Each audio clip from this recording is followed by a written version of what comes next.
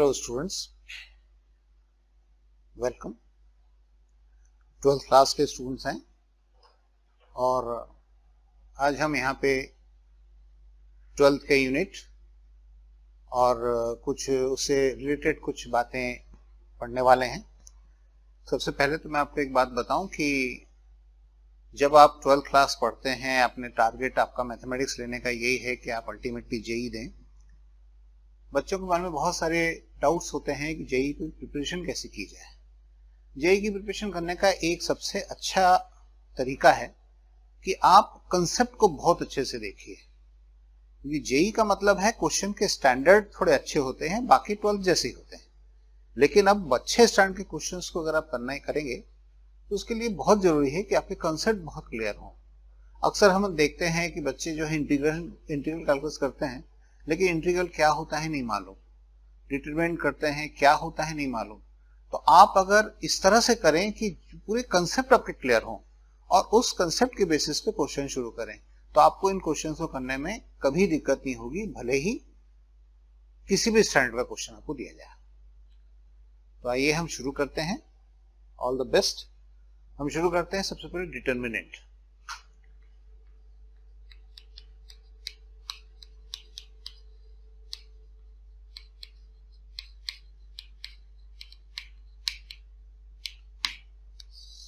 Question होता है determinant होता क्या है। डिटरमिनेंट की बहुत सारी कंडीशंस होती है और मैं आपको बता दूं डिटरमिनेंट इसलिए पहले ले रहा हूं क्योंकि डिटरमिनेंट एक ऐसा यूनिट है जिसकी मैट्रिक्स में जरूरत होगी, कोऑर्डिनेट में जरूरत होगी, डिफरेंट अलग अलग यूनिट्स में उसकी जरूरत पड़ती है और बहुत इंपॉर्टेंट है। जो अच्छे क्वेश्चन होते हैं वो 6 मार्क्स के क्वेश्चन होते हैं 12th में, और जेई में भी बहुत सारे क्वेश्चन के होते हैं। तो हम सबसे पहले देखेंगे डिटरमिनेंट आया कहां से, क्या बनता है, उसकी कंडीशन होती है तो क्यों होती है, सब बातें हम देखें। इसके लिए मैं अगर बात शुरू करूं तो मैं सबसे पहले आपको बताऊंगा कि साइमल्टेनियस इक्वेशन क्या होता है। साइमल्टेनियस इक्वेशन के बारे में आपने पहले पढ़ा है, लेकिन आप शायद जानते नहीं हैं कि उन्हें साइमल्टेनियस इक्वेशन कहते हैं। जैसे याद कीजिए 9th क्लास में आपने लीनियर इक्वेशन पढ़ा विद 2 वेरिएबल। क्वेश्चन था जैसे 2x + 3y = 4 और साथ में है x + y = 1। मैंने कहा इनको सॉल्व करो। तो दरअसल ये जो इक्वेशन है इनकी खासियत क्या है, जरा ध्यान देना। देखिए मैं अभी आता हूं इस पे वापस, लेकिन मैं यहां तक पहुंचूं उसके पहले आपको एक छोटी सी बात और बताऊं। मैंने आपसे कहा कि एक इक्वेशन है 3x + 6 = 0, इसको सॉल्व करिए। तो आप सबसे पहले बात समझ लें कि इसको सॉल्व करने का मतलब क्या होता है।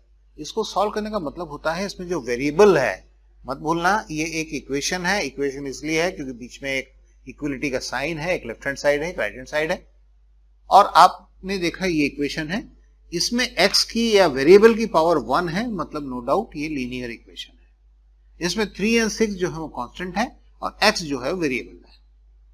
अब अगर x वेरिएबल है तो मैंने देखा इसमें एक ही वेरिएबल है, तो आप कहोगे ये लीनियर इक्वेशन है विथ 1 वेरिएबल। मैंने कहा इसको सॉल्व करो, आप समझ गए। अच्छा, सॉल्व करो का मतलब इसमें x की वैल्यू निकालनी है।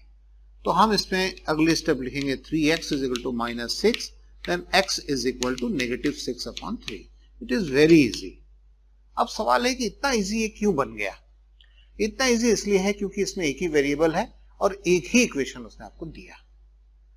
लेकिन अगर मैं आपसे ये कहूं कि आपको एक इक्वेशन कुछ ऐसा पूछा गया, 3x + 6y = 1 और दूसरा है 2x - y = 3, या अगर मैं इसकी बात अभी न करूं, मैंने कहा 3x + 6y = 1, आप इसको सॉल्व करो। तो आप सॉल्व करो का मतलब समझ गए हैं कि x और y की वैल्यू चाहिए। लेकिन आप कहोगे कि नहीं, ये 3x + 6y = 1 को सॉल्व करना ये पॉसिबल नहीं है। तो मैंने आपसे पूछा क्यों, तो आप कहोगे इसमें 2 वेरिएबल है और इक्वेशन एक ही दिया हुआ है। इसका मतलब क्लियर है कि अगर 2 इक्वेशन होंगे, अब 2 वेरिएबल होंगे, तो 2 इक्वेशन का होना जरूरी है। तो मैंने आपसे कहा चलिए ठीक है, एक इक्वेशन आपके पास और देते हैं, ये सपोज 5 है। तो आपने जो 9th क्लास में इक्वेशंस देखे हैं वो इस टाइप की इक्वेशन है। इनकी खासियत यह है कि linear equation with 2 variable x and y। और क्या होता है कि जब हम बात करते हैं आपने इसको क्यों नहीं निकाला, आपने कहा दो वेरिएबल है, एक इक्वेशन से सॉल्व नहीं होगा, तो हमने एक दूसरा इक्वेशन भी आपको दिया। अब आपसे कहा गया इसको सॉल्व करो, तो आप जानते हैं इसमें एलिमिनेशन मेथड होता है, इसमें सब्स्टिट्यूशन मेथड होता है, क्रॉस मल्टीप्लिकेशन मेथड होता है, ग्राफ मेथड होता है, वैदिक मैथ्स होता है। तो अब आप इनको सॉल्व कर सकते हो। मैं आपको बता रहा था साइमल्टेनियस इक्वेशन क्या होता है। दरअसल ये जो इक्वेशन का जो ग्रुप है, इस ग्रुप को हम कहते हैं साइमल्टेनियस इक्वेशन। अगर मैंने आपसे कहा कि इसकी मदद से आप इसको सॉल्व करते हो, दैट मीन्स ये इसका हेल्पिंग इक्वेशन है। और अगर मैं आपको केवल इस इक्वेशन को दूं 2x - y = 5, तब भी आप कहोगे कि नहीं, आपको एक दूसरे इक्वेशन की जरूरत है, तो ऐसे केस में हम आपको ये देंगे। तो कहने का मतलब है दोनों इक्वेशन एक दूसरे की मदद करते हैं। ये इसका हेल्पिंग इक्वेशन, ये इसका हेल्पिंग इक्वेशन, और ये दोनों मिलकर जो सेट तैयार करते हैं उसको हम कहते हैं साइमल्टेनियस इक्वेशन। तो अब यहाँ पे क्वेश्चन उठता है कि हम डिटरमिनेंट पढ़ने बैठे हैं, तो हम साइमल्टेनियस इक्वेशन 9th क्लास की चीज को क्यों पढ़ रहे हैं? दरअसल यहीं से बेस मिलता है डिटरमिनेंट का। मैं आपको बता रहा हूं कैसे क्या होता है। मैंने आपको इंट्रोडक्शन दिया कि साइमल्टेनियस इक्वेशन क्या होते हैं, मैं इसके बेसिस पे आपको कुछ बताऊं। जैसे मैंने अभी एग्जांपल लिया, मेरे पास सपोज कीजिए ax + by = 0 है, दूसरा है cx + dy, it is also equal to 0।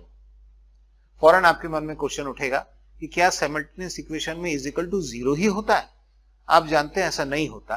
वो 0 के बदले में हम कुछ भी नंबर ले सकते हैं। अभी मुझे डिटरमिनेंट को इंट्रोड्यूस करना है, तो मैंने 0 लिया है ताकि इसमें कैलकुलेशन कम से कम हो। अब सवाल यह है कि मैं इन इक्वेशन का करूंगा क्या? इसमें कोई डाउट नहीं है कि these two are simultaneous equation. तो मैं क्या करता हूं, इस इक्वेशन से मैंने लिखा ax = -by, और इससे मैंने लिखा x/y = -b/a। ये मेरे लिए एक इक्वेशन हो गया। कुछ ऐसी बात है सेकंड में मैंने लिखा cx + dy = 0, तो cx माइनस या cx = -dy। यहां से अगर मैंने पता लगाया x/y की वैल्यू कितनी है, आप कहोगे -d/c। ये मेरे लिए दूसरा इक्वेशन है। अब आपके पास ये दो इक्वेशन है, दोनों इक्वेशन में मैंने x/y की वैल्यू निकाली है, और ये x/y इन दोनों इक्वेशन से निकली है, जो कि साइमल्टेनियस इक्वेशन है। मैं आपको बताना चाहता हूं कि डिटरमिनेंट क्या है। आप देखिए, धीरे धीरे हम डिटरमिनेंट में आते हैं। जब मैंने फर्स्ट एंड सेकंड को देखा, तो मैं यहाँ पे लिखता हूं बाई 1 और 2, दोनों x/y के इक्वल हैं, मतलब -b/a = -d/c। आपने माइनस माइनस को काट दिया, और मैं इसको अगर कैलकुलेट करूं तो मैं आपसे कहूंगा कि AD - BC = 0। मैंने क्रॉस मल्टीप्लाई किया और BC को साइड चेंज किया, अपने पास अल्टीमेटली इतना आया। अब सवाल यह है कि ये मैंने लिखा है वो क्या है, ये पूरा क्या है? आप कहोगे ये इक्वेशन है। क्यों इक्वेशन है? क्योंकि इसमें दो साइड है, बीच में इक्वलिटी का साइन है। अब मैंने आपसे पूछा, अच्छा केवल ये क्या है? आप मुझसे कहोगे एक पॉलिनोमियल है। इस पॉलिनोमियल में क्या एंगेज है? A है, B है, C है, D है। आप ये A, B, C, D को कहां से लाए हो? आप कहोगे साइमल्टेनियस इक्वेशन में जो वेरिएबल्स थे उनके कोफिशिएंट्स हमें मिला है A, B, C, D। ध्यान से, पहली बार आ रहा है what is exactly determinant is. तो अब मैं इस पर्टिकुलर पॉलिनोमियल को ऐसा ना लिख के एक डिफरेंट वे में लिखना चाहता हूं। वो डिफरेंट वे क्या है? मैंने इस AD - BC को दो पैरेलल लाइन खींची, और जैसा आपको फ्रेम टू फ्रेम दिख रहा है ax + by, मैंने एज इट इज उसको A, B और C, D, मैंने ये C और D को यहां पे लिख लिया। इस वक्त ये = 0 है, तो मैंने भी इसको 0 लिख दिया। तो ये जो मैंने एक पॉलिनोमियल को दो पैरेलल लाइन के बीच में लिखा है, लिखने का ये डिफरेंट पैटर्न, ये कहलाता है डिटरमिनेंट। मतलब आप ये कह सकते हो कि अगर मैं इससे रिवर्स जाना चाहूं इस डिटरमिनेंट से, तो आप कहोगे इसके बदले में मैं ये लिख सकता हूं। तो मैंने आपको देखा कि अच्छा ये A, B, C, D है।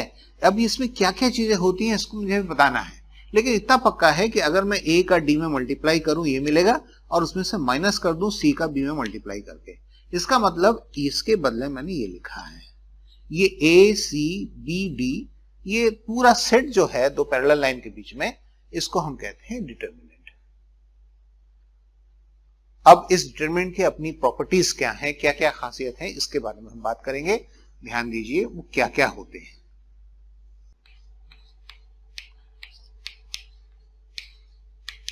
Properties of determinant.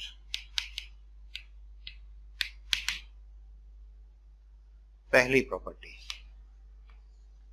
जब मैं किसी डिटरमिनेंट को शो करूंगा, उसको लिखने का तरीका, हम उसको नाम क्या देते हैं, हम उसको कहेंगे कैपिटल डी, या अगर इसको ग्रीक लेटर में लिखना चाहें तो हम इसको कहेंगे डेल्टा।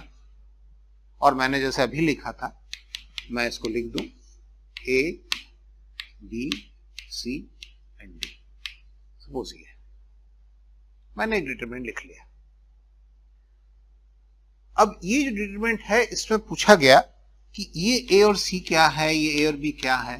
तो इसमें डिटरमिनेंट में क्या होता है, ये जो ए और बी हैं और सी और डी हैं, मतलब जो लाइनें ऐसी चलती हैं, ये कहलाते हैं इसके रोज, रो। तो रो ये पहला है रो 1 और ये दूसरा है रो 2, और जिसको हम शॉर्ट में लिखेंगे R1 और R2। लेकिन जब हम इसके ये वाली लाइनें देखते हैं, ए सी और बी डी देखते हैं, तो ये इस तरह से लिखे जाते हैं जो कि वर्टिकल हैं। इन वर्टिकल को लाइन को कहा जाता है कॉलम। तो इसमें अगर ऐसा हो तो ये हम कहेंगे कॉलम, और कॉलम है तो इसमें ये जो कहलाएगा वो है C1, शॉर्ट में लिखें ये C2। तो ये सबसे पहला इंट्रोडक्शन हुआ कि हम एक डिटरमिनेंट को जो लाते हैं वो कहां से आता है। और आप एक बात देखिए, अब मैंने आपसे पूछा कि ये जो आपने डी या डेल्टा लिखा है, इसमें ये रो एंड कॉलम हो गए।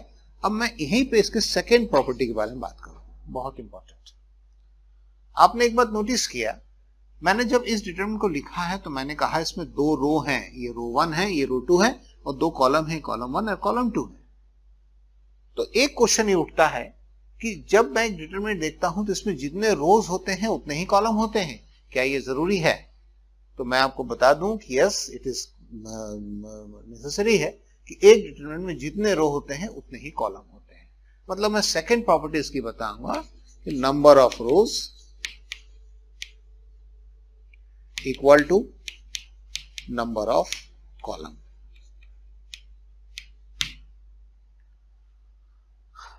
इसका तीसरा प्रॉपर्टी, केयरफुली, अगर मैं कहता हूं number of rows and number of column जो है सेम है, तो अगर मुझसे कोई कहे कि नंबर ऑफ रोज कितने हैं, मैंने कहा 2 है। नंबर ऑफ कॉलम कितने हैं, नेचुरली 2 है क्योंकि दोनों इक्वल होते हैं। लेकिन कभी कभी आप देखेंगे किसी डिटरमिनेंट में नंबर ऑफ रोज जो है 3 है, तो ऑटोमेटिकली अगर डिटरमिनेंट है तो हम कहेंगे नंबर ऑफ कॉलम भी उसमें 3 होंगे। तो यहां पे थर्ड पॉइंट में मैं आपको बताऊं कि इफ रोज एंड कॉलम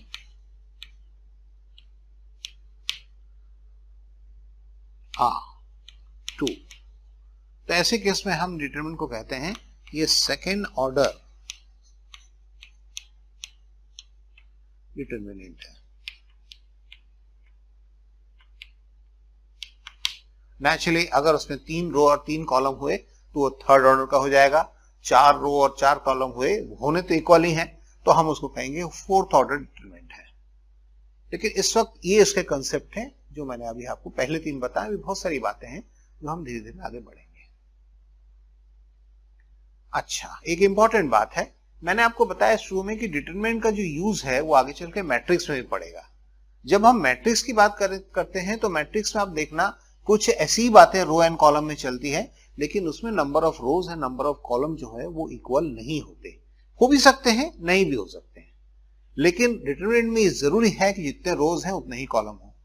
किसी ने आपसे पूछा कि क्या कारण है कि इसमें रो एंड कॉलम सेम होते हैं, तो रो एंड कॉलम सेम होने का रीजन ये है कि इसके जो एलिमेंट्स हैं, ये जो ABCD आप देख रहे हैं, ये साइमल्टेनियस इक्वेशन में वेरिएबल के कोफिशिएंट से लिए जाते हैं। That's why rows and columns are always equal. क्योंकि अगर मैं आपसे एक बात कहता हूं, मैंने आपसे कहा by chance 2x + 3y is equal to 7, और यहां पे मैंने कह दिया suppose 4x plus 6z is equal to 1। सवाल उठता है इसमें जो वेरिएबल्स हैं वो x है, y है, x है, z है, मतलब x y z है ओवरऑल। तो बात उठी कि इसमें तो आपके पास 3 वेरिएबल हैं, तो आप डिटरमिनेंट कैसे बनाओगे? तो आप ध्यान देना कि इस वक्त ये जो मैंने लिखा है दरअसल ये साइमल्टेनियस इक्वेशन है ही नहीं, क्योंकि साइमल्टेनियस इक्वेशन के लिए बहुत जरूरी है, सबसे इंपॉर्टेंट बात, जितने वेरिएबल हैं उतने इक्वेशन होने चाहिए।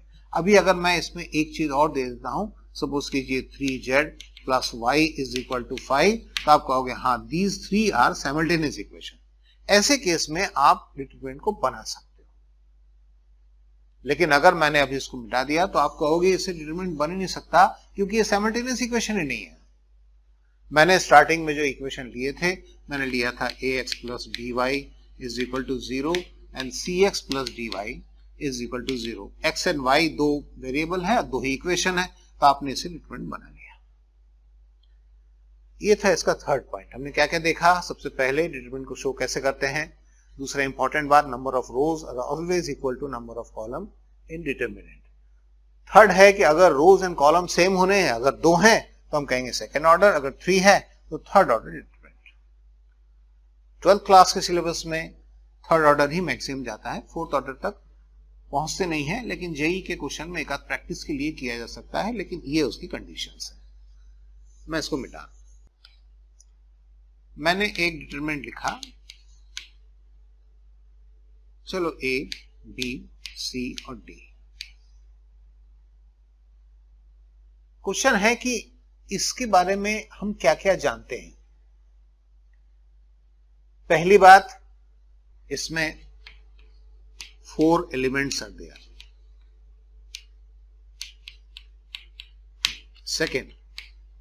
Second order determinant.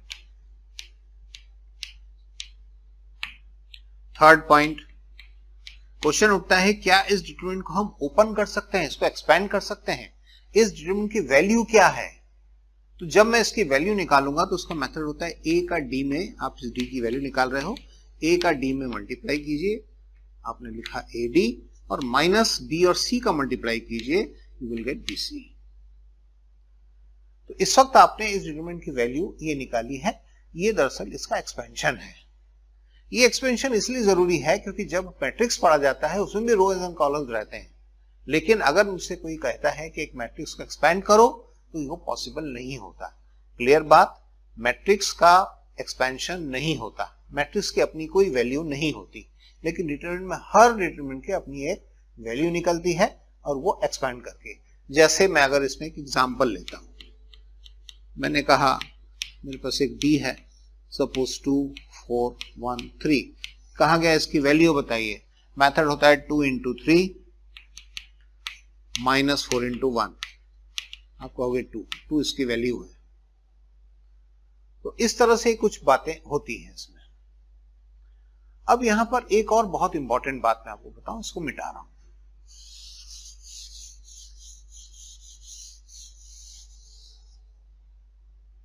क्या होता है, सपोज कीजिए मेरे पास d है और मैंने एक d लिखा, सपोज 1 5 4 3 2 1 और 4 1 चलो 6 लेंगे। आप देख रहे हैं इसमें 3 रो है और 3 कॉलम है, मतलब ये डिटरमिनेंट थर्ड ऑर्डर का है। तो अब बात उठती है कि इसमें मुझसे क्या पूछा, हालांकि हमने ये पढ़ा नहीं है, लेकिन आगे चल के डिटरमिनेंट आप 2 चीजें पढ़ोगे, एक होता है कोफैक्टर, एक होता है माइनर। इसके बारे में अभी चीजें बाकी हैं, मैट्रिक्स में बहुत सारी, अपना डिटरमिनेंट में बहुत सारी बातें अभी बाकी हैं। लेकिन अब मेरे से किसी ने पूछा कि आप 4 का कोफैक्टर निकालो। मैं अभी ये आपको नहीं बता रहा हूं कोफैक्टर क्या होता है, मैं आपसे कहता हूं 4 का, तो इसमें 2 4 हैं, कौन से 4 का, इसका या इसका? किसी ने कहा कि अच्छा बताइए इसमें 1 का माइनर कितना होगा, तो 1 आपके पास 3 है, ऑटोमेटिकली क्वेश्चन उठेगा कौन से 1 का। तो ऐसे केस में मैं आपको बताऊं कि इस डिटरमिनेंट में इन एलिमेंट्स को शो करने का एक तरीका होता है। जैसे मैं इस d को लिख रहा हूं, फिलहाल ये है 1 5 4 3 2 1 एंड 4 1 6, मैं ये आपको बता दूं बेटा कि ये जो है वो सब के सब इसके एलिमेंट्स कहलाते हैं, ये होते हैं एलिमेंट्स। और कहने की जरूरत नहीं है कि अगर ये 3/3 का है तो 3 into 3 इसमें 9 एलिमेंट्स हैं, और अगर मैं आपसे बताऊं कि ये हटा दिया जाए, इसमें दरअसल 2/2 का है तो इसमें 4 एलिमेंट्स हैं। लेकिन मैं इसके बारे में बात करता हूं, इसमें 9 एलिमेंट्स हैं। तो इन एलिमेंट को शो कैसे करें? मैंने बताया कि 1 का माइनर है, 1 का कोफैक्टर, कौन से 1 का? तो एलिमेंट को शो करने का जो तरीका है उस पर आप जरा ध्यान दो।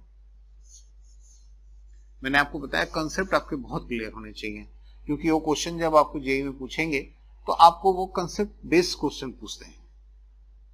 तो यहां पे मैं आपको बताऊं कि एलिमेंट्स को शो करने का तरीका क्या होता है। एलिमेंट्स को शो करने का तरीका होता है AIJ। देखिए मैंने A को लिखा है, उसके नीचे I और J जो है उसके सफिक्स में है। आप कहीं उसको बाय मिस्टेक ऐसा मत लिख देना, ये ऐसा कुछ नहीं होता, ये बिल्कुल गलत है। लिखने का तरीका ये है, मैं आपको थोड़ा सा अलर्ट करके बताऊं, A तो यहाँ पे I और J ऐसा होता है। अब ये I और J कहां से आ गए? इंटरेस्टिंग, ये I जो है वो असल में रो को शो करता है और J जो है वो कॉलम को शो करता है। क्या मतलब हुआ इसका? जैसे अगर मैंने कहा ये जो 1 है, ये 1 कौन से रो में है? फर्स्ट रो में है। और कौन से कॉलम में है? फर्स्ट कॉलम में है। इसका मतलब इस 1 के लिए I की वैल्यू भी 1 और J की वैल्यू भी 1। मतलब अगर मैंने आपसे पूछा बताइए इसमें A11 क्या है, IJ, आप कहोगे 1। मैंने आपसे पूछा अच्छा ये इस 1 की क्या पोजीशन है, तो अगर इस 1 के बारे में तो second row and third column, मतलब मैं आपसे A23 पूछ रहा हूं, वो भी 1 है। तो ये जब हम इसके एलिमेंट के बारे में बात करते हैं तो मैं 3/3 की ही बात करूं कि मेरे पास एक डिटरमिनेंट है, उसके एलिमेंट को शो करने का तरीका होता है A11, A12, A13, A21, A22, A23, A31, A32, A33। ये एलिमेंट की प्लेस है। अब अगर मैंने आपसे पूछा बताइए इसमें A23 का माइनर क्या है, तो A23 का फौरन कह दोगे इस 1 के बारे में बात हो रही है। मैंने पूछा A31 के बारे में, मतलब इस 4 के बारे में बात हो रही है। ये एलिमेंट को शो करने का तरीका है, क्योंकि वो आपसे एग्जाम में ऐसा नहीं पूछेंगे कि 1 का माइनर या 1 का कोफैक्टर बताओ, वो आपसे कहेंगे इस तरह से, वो आपसे कहेंगे A11 का कोफैक्टर बताओ। अब इसके बेसिस पे मैं कुछ एग्जांपल्स लेता हूं ताकि डिटरमिनेंट का ये जो कंसेप्ट है आपका क्लियर हो जाए। जैसे एक क्वेश्चन है D, cos x sin x minus sin x cos x। Question है कि आपको इस D की वैल्यू निकालनी है। हम जानते हैं इसकी वैल्यू निकालना, cos x का cos x में multiply, cos square x, rule के अनुसार हम इसे माइनस करते हैं, और माइनस करने के बाद जब हम इन दोनों का मल्टीप्लाई करेंगे तो ये आएगा minus sin square x। That means overall ये बन जाएगा cos square x plus sin square x। Trigonometry आप जानते हैं कि वैल्यू 1 है। इस तरह से हम एक डिटरमिनेंट को सॉल्व करते हैं जब ये 2/2 होता है। ऑटोमेटिकली क्वेश्चन उठता है कि 3/3 का होगा या थर्ड ऑर्डर का होगा, तो हम क्या करेंगे? थर्ड ऑर्डर का मेथड थोड़ा डिफरेंस होता है, ये होता है सेकंड ऑर्डर डिटरमिनेंट, इसका ओपनिंग है।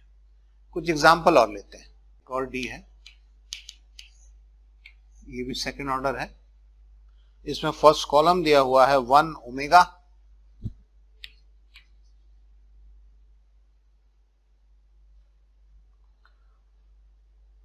And omega minus omega, omega minus omega. मुझे इसकी वैल्यू चाहिए। मैंने आपको बताया 1 इंटू माइनस ओमेगा का मल्टीप्लाई माइनस ओमेगा का ओमेगा में मल्टीप्लाई, तो ओमेगा स्क्वायर। फिलहाल ये वैल्यू है। अब अगर 11 का कंसेप्ट कॉम्प्लेक्स नंबर का आपको क्लियर है तो आप जानते हैं 1 plus omega square is equal to होता है 0। इसका मतलब है 1 is equal to minus omega square. ये दोनों एडिशन 1 होता है, मतलब आपकी अगली लाइन इस क्वेश्चन की होगी 1 is the answer of this determinant. इस तरह से हम सेकेंड ऑर्डर के डिटरमिनेंट को सॉल्व करते हैं। इसके बाद हम बात करेंगे जब हमारे पास थर्ड ऑर्डर के डिटरमिनेंट बनते हैं तो कहां से आते हैं। इंटरेस्टिंग है, मैंने आपको फिर से साइमल्टेनियस इक्वेशन लिया। Suppose 2x plus 3y plus z is equal to 1। यहां पे 4x plus z is equal to 2। फिर है यहां पे minus 3x plus y is equal to, suppose it is 0। Question उठता है कि इसमें से अगर मैं डिटरमिनेंट बनाना चाहूं तो क्या मैं बना सकता हूं? क्या ये तीनों इक्वेशन हैं? तो आपको ये मालूम है कि हाँ, ये वाकई तीनों इक्वेशन है, क्योंकि इन तीनों में ही दो दो साइड हैं और ये अपने आप में साइमल्टेनियस इक्वेशन है। लेकिन अगर मैं इसमें डिटरमिनेंट बनाऊं तो आप जानते हैं डिटरमिनेंट में x y z है, तो मतलब 3/3 का बनेगा और उनके कोफिशिएंट यूज होंगे। तो मैं इसमें से डायरेक्शन एक डिटरमिनेंट बना रहा हूं। ये 2 है, ये 3 है, ये 1 है, z का कोफिशिएंट 1 है। लेकिन जब मैं सेकेंड इक्वेशन में आता हूं तो मैं देखता हूं इसमें y है ही नहीं, तो मैं इसको लिखूंगा 4 0, z का कोफिशिएंट 1, फिर x का कोफिशिएंट -3, y का कोफिशिएंट 1 और यहाँ पे 0। ये है डिटरमिनेंट। तो इस तरह से हम देखते हैं कि डिटरमिनेंट के जो एलिमेंट्स आते हैं वो साइमल्टेनियस इक्वेशन में जो वेरिएबल्स हैं उनके कोफिशिएंट से बन के आते हैं। तो अब हम बात करेंगे कुछ इसकी प्रॉपर्टीज के बारे में कि डिटरमिनेंट में और कौन कौन से रूल इसमें लगते हैं। मैंने अभी तक आपको बताया डिटरमिनेंट के जो इंट्रोडक्शन है कि डिटरमिनेंट क्या होता है, कहां से आता है, मैंने आपको इसके बारे में बताया। हाँ जी, अभी इस पेंडेमिक ईयर में इसमें प्रॉपर्टीज जो हैं वो उसको ओमिट कर दिया गया था सिलेबस से, लेकिन अगले साल ऐसा नहीं होगा, क्योंकि अब अगले साल जब फिर से एक पुराना माहौल आ जाएगा तो सब चीजें अपने आप में इंपॉर्टेंट है। तो मैं फिर से इसकी कुछ प्रॉपर्टीज के बारे में बताऊं। जैसे फर्स्ट प्रॉपर्टी, मेरे पास एक डिटरमिनेंट है, मैं मान के अभी मैं 2/2 का ही ले रहा हूं। मैंने देखा यहाँ पे 1 है, ये 2 है, ये 1 है, ये 2 है, और मैं इसकी वैल्यू निकालना चाहता हूं। तो आपको ठीक है, पता है कि 1 का 2 में मल्टीप्लाई करके 1 का 2 में मल्टीप्लाई करके ऐसा ऐसा है, लेकिन मैं आपको बता दूं कि इसकी वैल्यू में डायरेक्ट 0 लिख दूंगा। अब 0 क्यों लिख रहा हूं? मैंने तो अभी इसको कैलकुलेट ही नहीं किया।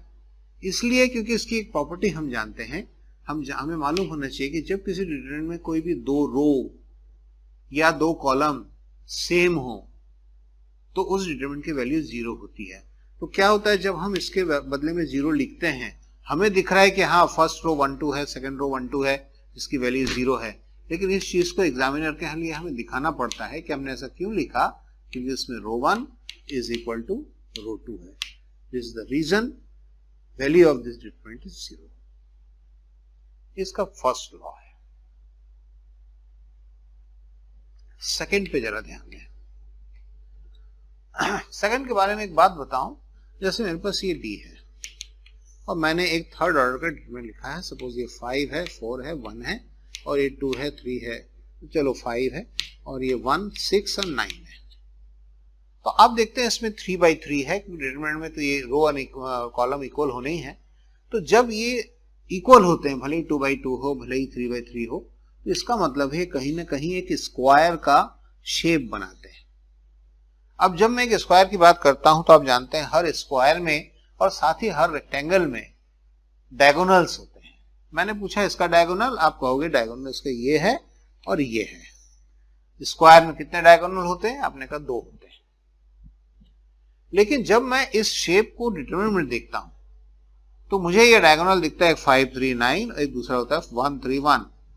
लेकिन मैं आपको बता दूं इसमें 1 3 1 जो है इसका कहीं कोई रोल होता ही नहीं है। आप इसको कह सकते हैं सेकंड डायगोनल इज 1 3 1, लेकिन क्वेश्चन में कहीं उसका कोई काम नहीं होता। तो मतलब इसमें डायगोनल की बात करें तो डायगोनल इसका सिर्फ यही होता है, और यह है 5 3 9। मतलब मान के चलिए डिटरमिनेंट जब स्क्वायर होगा, क्योंकि इसमें 3/3 है, ये 2/2 है, इसका डिटरमिनेंट होगा, इसका जो डायगोनल होगा ये होगा। इस तरह से हम इसके डायगोनल को फिक्स करते हैं। इन डायगोनल का आगे चल के बहुत ज्यादा काम होता है। नंबर 3 पॉइंट, जरा केयरफुली, इस नंबर 3 में मैं आपको डिटरमिनेंट के बारे में एक खास बात बताऊं कि इसके कोफैक्टर और माइनस क्या होते हैं, क्योंकि उसी के बेस पे हम उसको एक्सपैंड करेंगे। नंबर 3 पहले देखेंगे माइनर, फिर कोफैक्टर। हाँ जी, ये जो माइनर की बात मैंने कही है, इस माइनर को शो करने का तरीका है MIJ, और मेरे पास फिलहाल एक डिटरमिनेंट है और मैं आपसे कहूं कि ये है 2, 4, 1, 3, 1, 6 एंड 2, 3, चलो 5।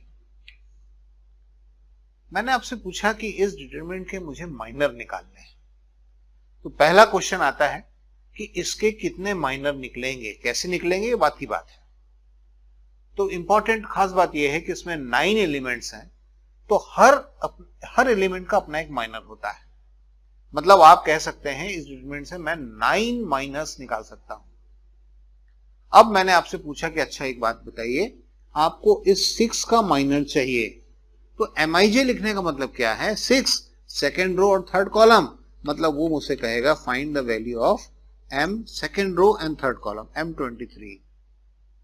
जहां उसने M23 की बात कही, आप समझ जाइए माइनर चाहिए और सेकेंड रो और थर्ड कॉलम का चाहिए, क्योंकि कोफैक्टर जो है C से शो होता है। अब अगर मैंने आपसे कहा कि M23 कितना होगा, तो आप कहेंगे कि ये 6 जिन लाइनों में है, जिस रो में और जिस कॉलम में, उसको आप अवॉइड कर दीजिए, ओमिट कर दीजिए, तो आपके पास मिलेगा 2, 4, 2, 3, 2, 4, 2, 3। आप कह सकते हैं कि हमने माइनर निकाल लिया M23 का। लेकिन आंसर हम ऐसा नहीं देंगे, आंसर निकालते समय हमें इसको कैलकुलेट करना पड़ता है। 2 into 3 is 6, minus 4 into 2 is 8, minus 2। इस तरह से हम इसका माइनर निकालते हैं। आप ये कह सकते हैं कि जब हम बात करें कि अच्छा चलो हम इसमें निकालते हैं M22, 22 मतलब आप समझ गए कि 22 second row and second column, मतलब मैं आपसे 1 का माइनर पूछ रहा हूं, और 1 का माइनर होता है इसमें जो दिख रहा है, इस 1 की लाइनों को छोड़ दो तो 2, 1, 2, 5, 2, 1, 2, 5, ये हो गए इसके माइनर। अब इसका भी अपना कैलकुलेशन है, ये 10 minus 2 है, दैट मींस ये 8 है। इस तरह से हम माइनर निकालते हैं, और आप जानते हैं मैंने कहा कि 9 एलिमेंट्स हैं, तो इसके 9 माइनस निकल सकते हैं। अब कोफैक्टर की बात करें, ध्यान दो, अपना टारगेट है कोफैक्टर कैसे निकलता है। मैंने अभी आपको बताया एक डिटरमिनेंट है, मेरे पास इसके माइनर निकलते हैं। मैं माइनर की बात फिर से करके उसके कोफैक्टर की बात करता हूं। जैसे 2 है, 4 है, 5 है, 2, 3, 1 है, एंड 0, 1 एंड 6 है। मेरा क्वेश्चन आपसे इसके पहले था कि बताइए M22 कितना है। आप 22 समझ गए, 3 के बारे में बात हो रही है, आप कहोगे 2506, 2506, ये आपने इसका माइनर निकाल दिया। अब मैंने अगर आपसे इस माइनर के बारे में बात की, तो मैंने देखा कि ये माइनर भी अपने आप में डिटरमिनेंट होते हैं, लेकिन इस डिटरमिनेंट के सामने यहां पे कोई साइन नहीं है। अल्टीमेटली आप इसको कैलकुलेट करोगे, 2 into 6 12 और माइनस 0 12 इसका आंसर। लेकिन मैं इसके कैलकुलेशन की बात नहीं कर रहा हूं, मैं आपसे कह रहा हूं कि इस वक्त यहां पे कोई साइन नहीं है। अगर मैंने आपसे कहा कि हम यहां पे एक प्रॉपर साइन अगर रख पाए, तो सवाल है कौन सा साइन।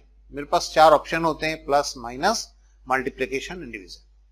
लेकिन मैं आपको बता दूं कि अगर मेरे पास साइन रखने का चॉइस है, तो इसमें 2 ही चॉइस हैं, या तो प्लस और ये माइनस।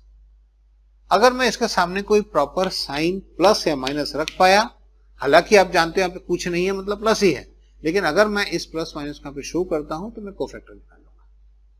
कोफैक्टर को शो करने का तरीका फिर से एक बार CIJ। अब सवाल उठता है, CIJ मैंने बताया कि माइनर ही होता है, लेकिन एक प्रॉपर साइन के साथ। तो इसके लिए एक फॉर्मूला आपको बता दूं कि अगर मैंने आपसे कहा CIJ, तो CIJ होता है -1 to the power I plus j into MIJ। इसका मतलब यह हुआ कि अगर मैंने आपसे पूछा मुझे बताइए C22 कितना है, अब कोफैक्टर की बात आ गई, तो कोफैक्टर में हम कहेंगे -1 to the power i plus J 2+2 और MIJ मतलब M22।